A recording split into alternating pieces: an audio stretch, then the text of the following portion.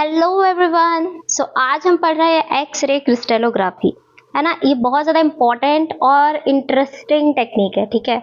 अगर आप इसको एक बार पढ़ लोगे उसके बाद कहोगे यार ये टेक्निक तो सबसे बेस्ट थी, और इससे तो भाई कितने अच्छे अच्छे एप्लीकेशंस हो रहे हैं। आई होप सो आप मैं इसको डिटेल में आपको अच्छे से समझा पाओ और आप समझ भी जाओगे। तो चलिए शुरू करते हैं। सबसे पहले समझो कि एक्सरे क्रिस्टलोग्राफी ही हम इसे क्यों बोल रहे हैं, क्या चीज़ है, ये टेक्निक है, क्या हो रहा है। जब भी एक्सरे क्रिस्टलोग्राफी आए माइंड में तो समझ जाओ कि हम करने वाले हैं, पता लगाने वाले हैं, determine the 3D structure of biomolecules. We are going to know about the 3D structure of biomolecules.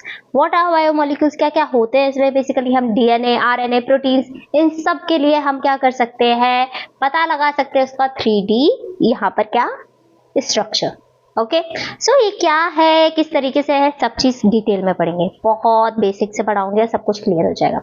Let's just begin with this. तो यहाँ पर ये किस पे वर्क करता है, it's works on the x-ray through the crystal lattice. तो हो क्या रहा है ना। अगर इजी वे में मैं 1 मिनट में खत्म करना चाहूँ वीडियो, तो मैं कह सकती हूँ कि एक्सरे ने यहाँ पर जो बीम आई वो यहाँ पे क्रिस्टल लैटिस से टकराई। जो यहाँ पे क्रिस्टल लैटिस होते हैं वो हमारे इस तरीके से अरेंज होते हैं अच्छे से, है ना। तो यहाँ से डिफ्रैक्ट होकर हमारे पास कुछ पैटर्न बने इस फिल्म पर, और फाइनली हमारे पास एक 3D मॉडल यहाँ पे रेडी हो गया, ठीक है। तो यही थी हमारी x ray crystallography, that's it.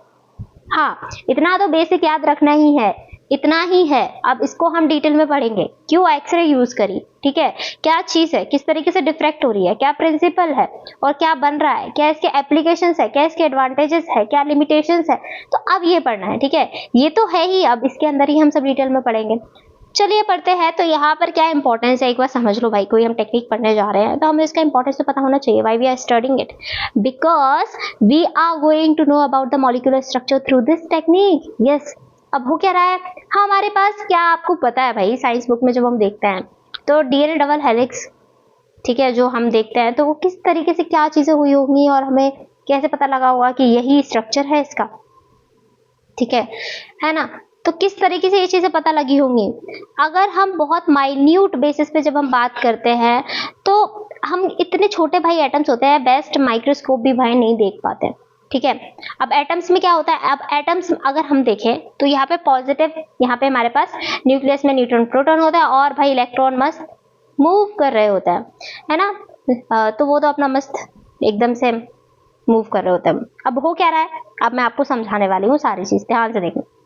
X ray जो होती है बीम, यहाँ पर किससे यहाँ पे टकराएगी, जब हम क्रिस्टल लैटिस बोल रहे हैं। क्रिस्टल लैटिस में है क्या, क्या है क्रिस्टल लैटिस में, सैंपल है भाई प्रोटीन का, लिखा हुआ है मैम, दिख नहीं रहा। अरे दिख रहा है मुझे यार, दिख रहा है। बट क्या हो रहा होगा, उसके यहाँ पे कुछ एटम्स हो रहे होंगे ना, एटम्स मतलब मूव कर रहे होंगे। एक्सरे बीम यहाँ पे इन जो इलेक्ट्रॉन क्लाउड है उनके साथ यहाँ पे एकदम से क्या हुई, थोड़ी सी टकरार हुई। फिर उससे क्या हुआ, अब टकरार होगी भाई तो भाई कुछ तो इधर उधर होगा ही ना, ऑब्वियसली। सो यहाँ पे क्या होगा, डिफ्रैक्शन पैटर्न, डिफ्रैक्ट हो गई भी। अब डिफ्रैक्ट हो गई तो बहुत सारे जो है वो पैटर्न्स हमारे पास फिल्म पर आ गए, ठीक है। अब ये पैटर्न्स को ही एनालाइज करके हमने फाइनली एक 3D मॉडल बना लिया, दैट्स इट। 3D स्ट्रक्चर हमें पता चल गया, ठीक है। इस तरीके से ही ये चीजें हैं। या मैम आपने एक्सरे ही क्यों चूज करा भाई, ये बता दो मुझे, मतलब और भी तो यूज कर सकते थे, एक्सरे को ही क्यों चुना। तो भाई एक सिंपल सी चीज समझो, किसी भी चीज को देखने के लिए लाइट की वेवलेंथ उस चीज के साइज के बराबर या उससे छोटी होनी चाहिए, ये एक चीज है, एक रूल की तरह समझो। तो हो क्या रहा है, नॉर्मल विजिबल लाइट, ठीक है।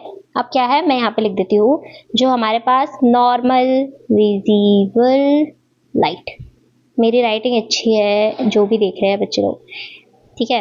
अभी पढ़ाते समय अभी मैं इस तरीके से लिख रही हूँ, तो जज मत करना। चलो टॉपिक पे आते हैं वापस। मैंने क्या बोला अभी, किसी भी चीज को देखने के लिए लाइट की वेवलेंथ उस चीज के साइज के बराबर या से छोटी होनी चाहिए। अब नॉर्मल विजिबल लाइट की जो वेवलेंथ है वो बहुत बड़ी होती है। बड़ी कितनी बड़ी पता नहीं है आप लोगों को, इससे क्वेश्चन आते हैं भाई वेवलेंथ वगैरह से भी, ठीक है। अगर आप एमएससी एंट्रेंस के लिए तैयार कर रहे हो तो उसको भी पढ़ेंगे अलग से, फिलहाल यहाँ पे फोकस करता है। तो यहाँ पर कितनी होती है, 400 से 700 नैनोमीटर, जबकि दो एटम्स के बीच के डिस्टेंस कितना होता है, सिर्फ 0.1 नैनोमीटर। अब 0.1 नैनोमीटर टू 0.2 नैनोमीटर, 0.3 नैनोमीटर भी हो सकता है, लेकिन यहाँ पे 0.1 नैनोमीटर यानी कि अराउंड 1 एंगस्ट्रॉम। तो यहाँ पर इतना होता है, तो एटम्स के बीच की दूरी तो भाई बहुत कम है ना। तो इस स्केल से, इस एटॉमिक स्केल को मैच कौन करता है, एक्सरेज। इसीलिए why we are using x-rays, तो ये सारा एक्सप्लेनेशन आपको देना पड़ेगा। ठीक है, ठीक है, समझ आ गया, नहीं समझ आया? बेसिक से एक बार और समझाती हूँ, ज्यादा नहीं टाइम लूंगी, ठीक है। कुछ बच्चे अभी स्किप करने लगेंगे।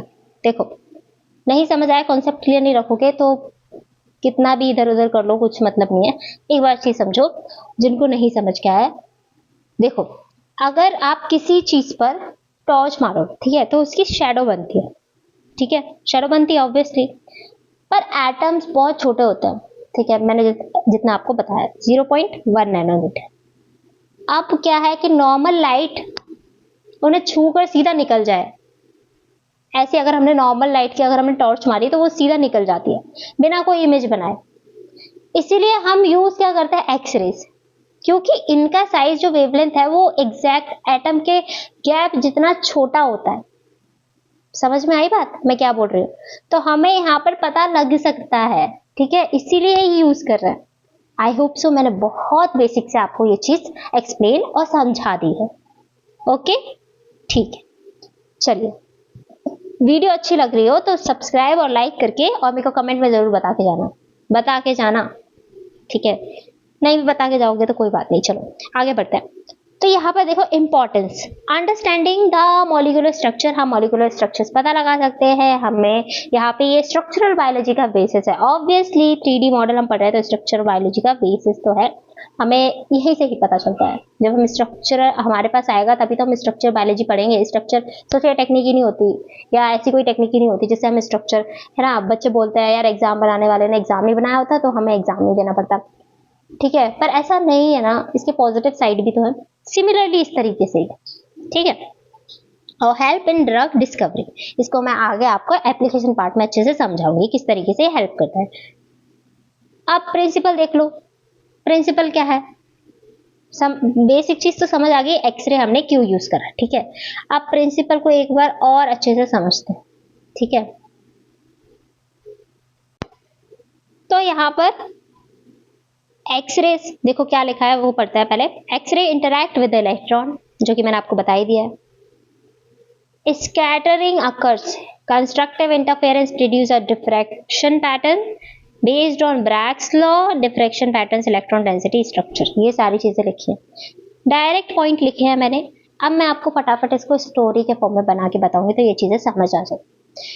पहली चीज तो मैंने आपको बता ही दी है, क्या बता दिया है, एक्सरे से इंटरैक्ट करते हैं इलेक्ट्रॉन के साथ, ठीक है, इट्स अ इजी थिंग। अब समझो कि यहाँ पर किस तरीके से यहाँ पे ये चीजें चल रही हो। एक्सरे जो है वो इलेक्ट्रॉन क्लाउड के साथ क्या है, इंटरैक्ट करेगा, ठीक है। एक्सरे बीम जो है वो क्रिस्टल पे पहले आई, क्रिस्टल से हिट करा उसने, तो यहाँ पर ये उसके जो इलेक्ट्रॉन क्लाउड है उससे इंटरैक्ट करके यहाँ पे क्या होगा, जो रेज होगी वो स्कैटर्ड होगी, interfere with each other obviously. तो यहाँ पे एक कंस्ट्रक्टिव इंटरफेरेंस बन रहा है, एक डिस्ट्रक्टिव, ठीक है।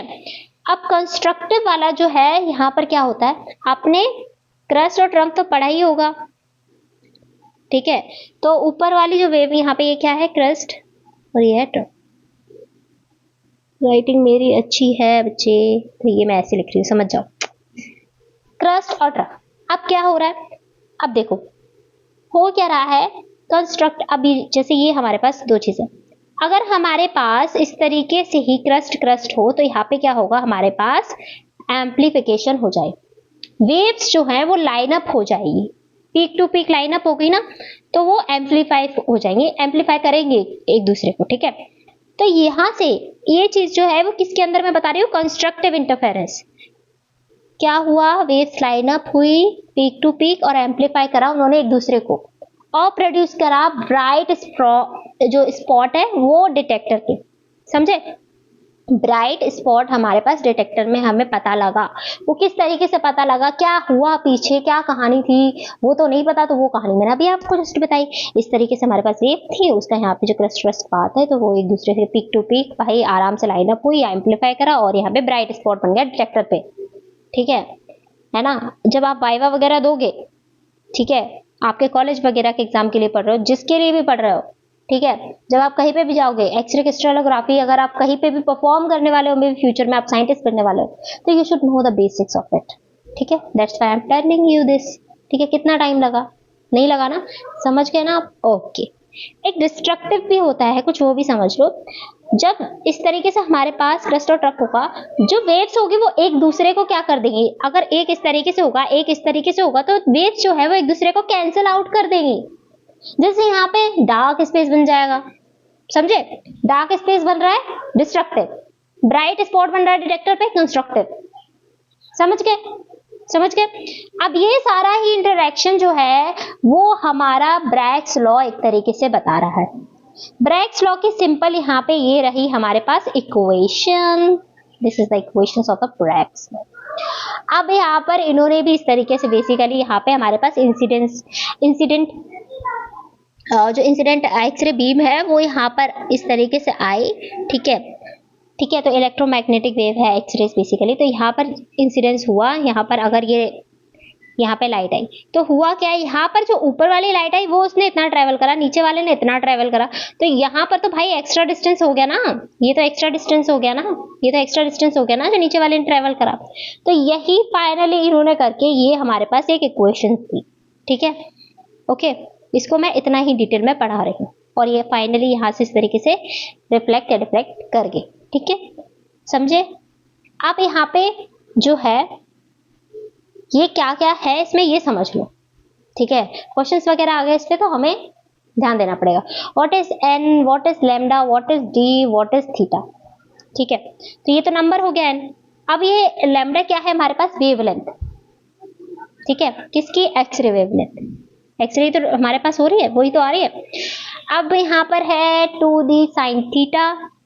डी क्या है, space between the atomic planes, जो भी स्पेस है एटॉमिक प्लेन्स के बीच में। थीटा क्या है, it is a diffraction angle, कितना इतना डिफ्रैक्ट हो रहा है। ओके, आई होप सो मैंने आपको ये अच्छे से समझा दिया है। Next move on to the steps. ठीक है, बहुत ज्यादा इंपॉर्टेंट है, आप पढ़ने जाते हो यूट्यूब पे कहीं पे वो बस इतना इतना पढ़ा देते हैं, ये प्रिंसिपल है, ये इसकी application and that's it. You need to understand the steps and किस तरीके से ये चीज चल रही है। ये मैंने इमेज आपके लिए अटैच करी है। ठीक है, एक बहुत ही अच्छे वे में मैंने आपको इसको एक्सप्लेन करा है और एप्लीकेशन बेस में एक्सप्लेन करा है, रियल टाइम में। आपको अगर पता करना है, आपको क्रिस्टलाइजेशन करनी है, तो एटलीस्ट आपके पास एक ब्लूप्रिंट तो हो बैक इन द माइंड कि किस तरीके से टेक्निक एक्चुअली वर्क करी। ठीक है, वो तो हमने पढ़ लिया ब्रैग्स लॉ वगैरह, but how it is we actually performing in the lab, we need to get the idea before and the blueprint in the mind how it is working. Okay, so that's we are going to study what is it, how we are going to use it. ठीक है, what are the steps? Let's just study the steps. First we are going to crystallization is the name, है ना, highlighted वे में यहाँ लिखा है। But crystallisation से पहले क्या है हमारे पास, यहाँ पे ये चीजें लिखी हैं। कोई भी हमारे पास क्या है बेसिकली, एक ओवरव्यू समझो, प्योरीफाई द टारगेट मॉलिक्यूल। कोई भी हमारे पास कोई भी टारगेट मॉलिक्यूल है, जो भी हमें यहाँ पे जैसे लिखा है, इंसर्शन ऑफ द इंट्रासेक protein coding gene into a system that produces a molecule. ठीक है, तो यहाँ से हमारे पास मिला। उसके बाद हमने क्या करा, प्रोटीन का प्योरिफिकेशन करा। तो हमें प्योरीफाई करना होता है टारगेट मॉलिक्यूल का, जैसे वो प्रोटीन हो सकता है, यहाँ पे भी प्रोटीन है। स्लोली हम उसको प्रेसिपिटेट करेंगे into the solid highly ordered 3D crystal lattice. ठीक है, फिर हमने इसका क्या करा, क्रिस्टल लैटिस बनाया, प्रेसिपिटेट करा उसको, है ना, धीरे धीरे, और सॉलिड और highly ordered 3D crystal lattice हमने बना दिया। फिर हम क्या करेंगे, उसको यहाँ पर basically mount and shoot the beam, मतलब हम यहाँ पे अब क्रिस्टल को माउंट करेंगे, है ना। इंस्ट्रूमेंट होता है बेसिकली गॉनियोमीटर करके, एक रोटेटिंग पिन टाइप होता है। तो यहाँ पे उससे क्या होगा बेसिकली, यहाँ पे कुछ मोनोक्रोमेटिक एक्सरे बीन जो है वो स्ट्रेट हो जाते हैं थ्रू इट, ठीक है। तो ये जो मैं बोल रही हूँ अगर नहीं भी समझ आ रहा है जस्ट सुन लो, ठीक है। एक बार और एक्सप्लेन कर दूंगी फटाफट से। फिर उसके बाद क्या होता है हमारे पास, देन हमारे पास क्या होता है उसके बाद, ठीक है। यहाँ पे डिफ्रैक्ट होके यहाँ पे आ गई। अब क्या हो रहा है हमारे पास, ये फोर्थ है हमारे पास। ओहो ये मैंने गलत से बता दिया, यहां से यहाँ पे आए, ठीक है। अब देखो यहाँ पे क्या हुआ, अब यहाँ पे देखो कलेक्ट डिफ्रैक्शन पैटर्न, ये जो हमारे पास डिफ्रैक्शन पैटर्न है उसको हमने क्या करा, कलेक्ट करा। जो भी डिफ्रैक्शन पैटर्न है उसको हमने कलेक्ट करा, ठीक है, दिख रहा है। तो अब यहाँ पे कलेक्ट करा है, तो जो रोटेट करेंगे हम, rotate the crystal degree by degree, तो जो स्कैटर्ड रेज है वो हिट करेगी एक डिजिटल डिटेक्टर को, जिससे हमारे पास 1000 ऑफ डॉट पैटर्न स्पॉट्स बन जाएंगे यहाँ पर, ठीक है। ये डॉट पैटर्न स्पॉट्स तो समझ आ गया, ओके। देन उसके बाद क्या होगा, उसके बाद हमें यहाँ पे कंप्यूटर सॉफ्टवेयर जो है वो यहाँ पे एनालाइज करता है position brightness of the every spot जो यहाँ पर है। तो एक तरीके से इलेक्ट्रॉन डेंसिटी मैप हम यहाँ पे किससे पता करेंगे, कंप्यूटर सॉफ्टवेयर से एनालाइज करेंगे। क्या एनालाइज करेंगे, position brightness of the every spot, ठीक है ना। मैथमेटिकल कुछ चीजें हम यहाँ पे फटाफट से लगाएंगे और यहाँ पे हम इलेक्ट्रॉन डेंसिटी मैप हमारा तैयार करवा लेंगे। Once a electron density map या electron density of the molecule, तो वो जो है यहाँ पर उसका कंस्ट्रक्शन हो जाएगा, फिर हम उसका रिकंस्ट्रक्शन कराएंगे। फाइनली क्या होगा, एक मॉडल बिल्डिंग हमारे पास हो जाएगी। जो हमारे पास बायोकेमिस्ट हो गए या साइंटिस्ट हो गए वो यहाँ पे फिट करेंगे नॉन केमिकल सीक्वेंस को into the electron cloud map, जिससे यहाँ पे ताकि हम जनरेट कर सके फाइनल 3D एटॉमिक स्ट्रक्चर। या फिर तुम समझ जाओ यहाँ पर उन्होंने फाइनली हमारे पास 3D एटॉमिक स्ट्रक्चर बना लिया। आई होप सो ये चीजें समझ आई हो। नहीं भी समझ आई हो तो पैनिक मत होना, अगर एग्जाम के लिए नीडेड नहीं है, बस मेरे को आपको बताना था, ठीक है। आप वाइवा वगैरह में जाओगे, एग्जाम में जाओगे तो आप डायरेक्ट हेडिंग भी लिख के आओगे ना, थोड़ा बहुत आगे मेंशन कर दोगे तो भी मार्क्स मिल जाएंगे अगर आप थ्योरी के लिए पढ़ रहे हो, ठीक है। कॉम्पिटेटिव के लिए पढ़ रहे हो तो definitely long form of questions में दिस तरीके की टेक्निक्स का शायद कुछ दे सकता है, मे बी, ठीक है, we never know, but we should have the basics. If we are studying something we need to get into something, अगर वो इजी है तो उसे पढ़ लो, ठीक है, डेफिनेटली फ्यूचर में काम आएगा। ओके ओके, सो क्रिस्टलाइजेशन करी, मतलब हमारे पास एक टारगेट मॉलिक्यूल था, उसको प्योरीफाई करा, फटाफट से प्रेसिपिटेट करा, 3D लैटिस बनाया, फिर उसके हमने माउंट करा, शूट द बीम, मतलब माउंट करा क्रिस्टल्स को फटाफट से यहाँ पे, और रोटेटिंग पिन पर फाइनली हमने यहाँ पे एक्सरे जो है वो यहाँ से पास कराई। फिर उसके बाद हमारे पास क्या हुआ, रोटेट कराया उसको डिग्री बाय डिग्री, ठीक है। तो उसने डिजिटल डिटेक्टर को, मतलब जो स्कैटर रे हैं उन्होंने डिजिटल डिटेक्टर को क्या करा, हिट करा। फिर उसके बाद कैप्चर करा 1000 ऑफ इंडिविजुअल शॉर्ट बीट्स को। उसके बाद हमने कंप्यूटर सॉफ्टवेयर से एनालाइज करा, इलेक्ट्रॉन डेंसिटी मैप बनवाया, फाइनली हमारे पास जो है हमारे पास 3D एटॉमिक स्ट्रक्चर बन गया। आई होप सो सारे स्टेप्स डिटेल में मैंने अच्छे से क्लियर करा दिए। ये स्टेप्स भी मैंने छोटे, ये ऑलरेडी मैंने स्टेप्स लिख रखे हैं, थोड़ा छोटा छोटा करके लिख रखा है, तो आप चाहो तो लिख सकते हो, बट हाँ ये चीज के थ्रू मुझे बताना था तो मैंने आपको बता दिया, ठीक है। ऐसे मैं स्टेप्स बताती डायरेक्ट तो आप नहीं समझ पाते। Okay, now let's talk about the applications. भाई जीनोमिक्स में बहुत ज्यादा एप्लीकेशंस है। What is genomics? It is the study of gene product, जैसे प्रोटीन्स, ठीक है। प्रोटियोमिक्स, ये टर्म भी बहुत इंपॉर्टेंट है। आप जीनोमिक्स प्रोटियोमिक्स पढ़ोगे, आगे जाके आप पढ़ रहे होगे या पढ़ चुके होगे, जो भी चीज है, कुछ लोगों को इसका क्लियर मतलब भी नहीं पता होता, तो आई होप सो आप सबको पता होगा, आप लोग इंटेलिजेंट हो, that's my guess, I don't know, but yeah. So genomics study of gene products, proteins for example. Proteomics is the protein structure function relationship. इस सबको हम क्या है, ये हम क्या पढ़ रहे हैं, एक्सरे क्रिस्टलोग्राफी की एप्लीकेशंस पढ़ रहे हैं। जीन प्रोडक्ट में या प्रोटियोमिक्स में यहाँ पे 3D स्ट्रक्चर का बहुत ज्यादा इंपॉर्टेंस है, ठीक है। बायोइन्फॉर्मेटिक्स में पीडीबी आपने सुना होगा, डेटाबेस को कभी यूज भी करा होगा या आगे जाके डेफिनेटली करोगे, तो वो जो होता है प्रोटीन डेटा बैंक, तो ये इसमें बहुत ज्यादा यूज होता है।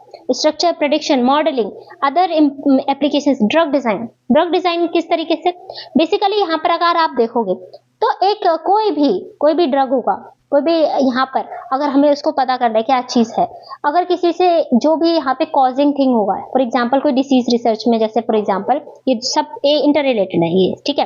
तो क्या है, फॉर एग्जांपल अगर कोई डिसीज कॉज कर रहा है तो हमने उसका अगर 3D मॉडल वगैरह बना के फटाफट से देखा तो हमने देखा उसका जो साइट है तो उसको हम प्रिडिक्ट कर सकते हैं, है ना।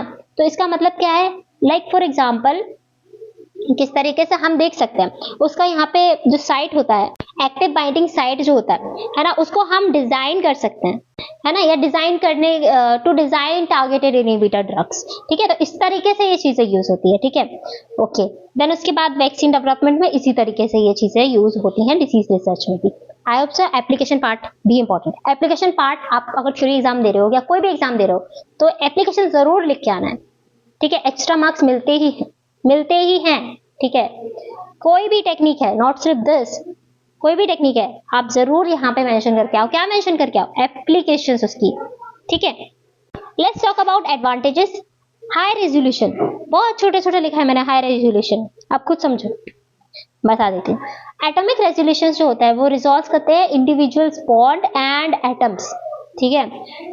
तो वो चीजें जो भी मैंने आपको सारी, तो यहाँ पर क्या है, इट्स अ हाई रेजोल्यूशन, मतलब यहाँ पर सिंगल एटम और बॉन्ड लेंथ लेवल हमें पता लगता है, ठीक है ना। 0.5 एंगस्ट्रॉम तक जो भी हमें है उसकी क्लैरिटी हमें मिल जाती है, ठीक है। ओके, एटॉमिक लेवल डिटेल्स हमें पता लग जाती है, ठीक है, जितना भी है यहाँ पे, है ना। और हाई प्रिसीजन होता है, जो एटॉमिक डिस्टेंस और एंगल्स जो होता है वो बिल्कुल एक्यूरेट निकलते हैं, ठीक है, जिससे ड्रग डिजाइन वगैरह में भी हेल्प मिलती है, जो कि मैंने आपको एक्सप्लेन कर दिया। उसके बाद डिसएडवांटेजेस, लिमिटेशंस बेसिकली है, क्रिस्टलाइजेशन इज डिफिकल्ट, लाइक हर प्रोटीन का एक परफेक्ट क्रिस्टल बनाना बहुत ज्यादा टाइम टेकिंग है और थोड़ा डिफिकल्ट भी है, ठीक है ना। इट्स पॉसिबल बट क्या है, थोड़ा टाइम टेकिंग है, ठीक है। तो यहाँ पर स्टैटिक इमेज, यहाँ पर कह सकते हैं कि रियल डायनेमिक मूवमेंट जो है वो नहीं दिखता, ठीक है, सिर्फ फ्रोजन क्रिस्टल स्टेट ही दिखती है, ठीक है। So it's static image, there is no dynamics, there is no movement to which we can see it, okay. So ये सारी चीजें हैं। और फेस प्रॉब्लम या फिर रेडिएशन डैमेज अगर आप देखोगे तो हाई एनर्जी जो एक्सरेज होती है उसका जो बायोलॉजिकल सैंपल्स जो है, जैसे हाई रेज, हमने कोई भी चीज यूज कर रहे हैं, हाई एनर्जी रेज यूज कर रहे हैं, है ना, हम एक्सरेज कराने जाते हैं तो वो रेज जो है वो हार्मफुल है हमारे लिए भी, but still we are doing for some reasons because okay. So for them and for us क्या है, अगर एटम्स के लिए है तो उनके लिए भी डैमेजिंग है भाई, वो बायोलॉजिकल सैंपल्स हैं, उनको भी यहाँ पे डैमेज कर सकती है चीजें। So this is about the radiation damage, okay. So conclusions ये निकलता है कि it is an essential tool in the modern biology and it is a backbone of the structure and computational biology, okay. So computational biology एक नया field है biology का। So hope so आपको आज की वीडियो बहुत अच्छी लगी हो। अगर आपको लगी है please do consider subscribing, I am again saying, and keep studying, और मिलते हैं अगले वीडियो में। Till then keep studying.